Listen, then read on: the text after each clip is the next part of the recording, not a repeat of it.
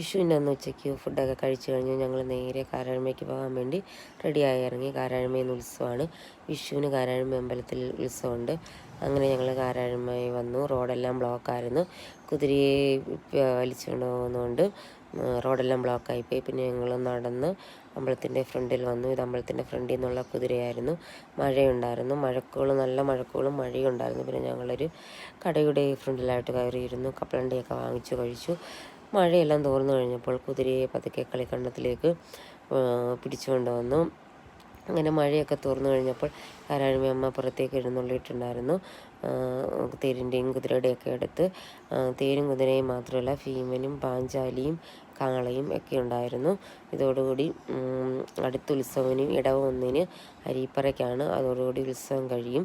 സമയം ഒരുപാടായിട്ടുണ്ടായിരുന്നു. കുട്ടീസ് വീട്ടിൽ പോകണമെന്ന് പറഞ്ഞ് വഴക്കുണ്ടാക്കിക്കൊണ്ടിരുന്നു. പിന്നെ ഞങ്ങൾ ഒരു മാംഗോ ബാരൊക്കെ വാങ്ങിച്ചു കഴിച്ചു. എന്നിട്ട് നേരെ തിരിച്ച് വീട്ടിലേക്ക് പോയി.